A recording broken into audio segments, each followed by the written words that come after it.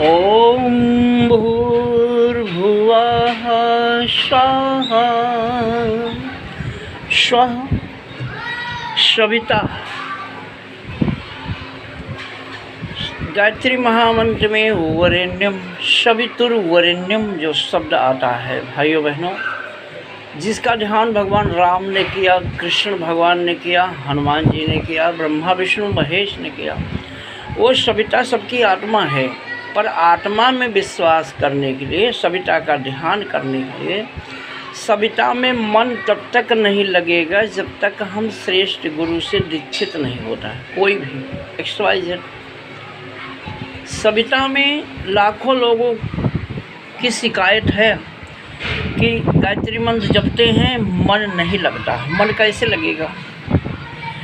जैसे कोई driver aeroplane चला रहा है, पायलट है, ट्रेन चला रहा है या 4 व्हीलर 2 व्हीलर चला रहा है, तो वो उसको पहले ज्ञान होना चाहिए कि हम ट्रेन कैसे चलाएं या एरोप्लेन कैसे चलाएं।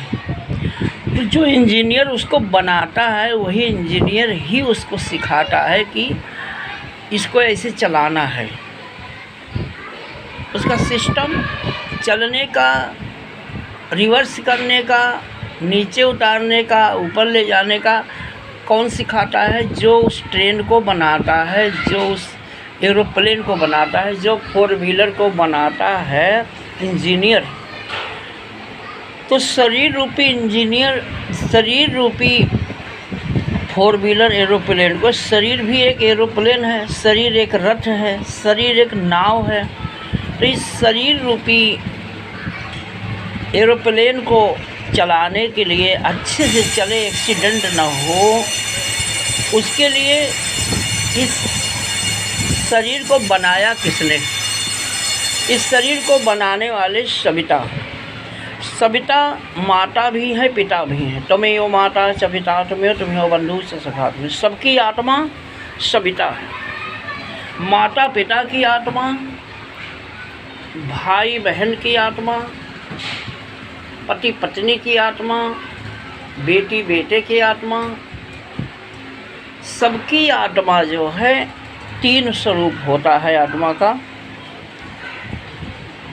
का 3 स्वरूप होता है, सुप्त, जागृत और आत्मा परमात्मा का योग। जब गुरु के बिना असंभव है।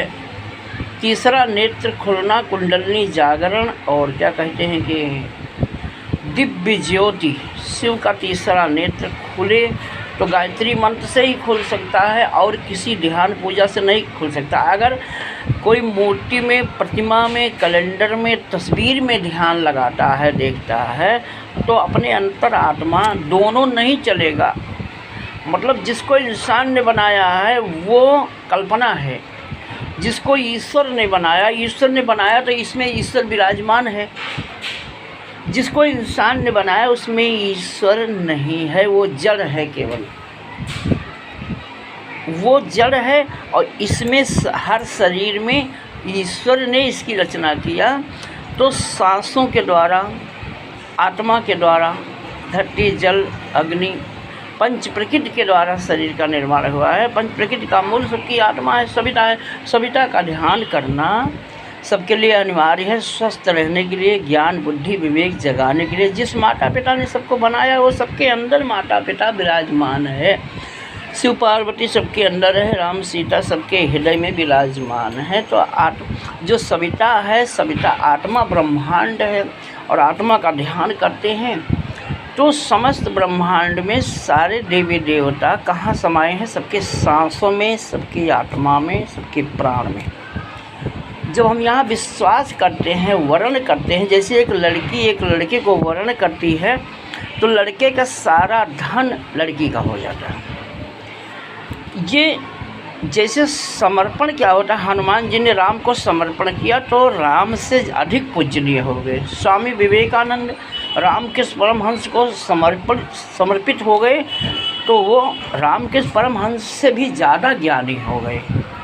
कहने का असर ये समर्पण, ये संकल्प, ये वर्ण करना, मतलब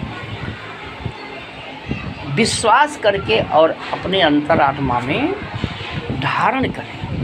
उस प्राण स्वरूप दुख नाशक सुख स्वरूप शेष तेजस्वी पाप नाशक देव स्वरूप परमात्मा को अपने अंतरात्मा में धारण करें। वो परमात्मा हमारी बुद्धि को सन्मार्ग में प्रेरित करे।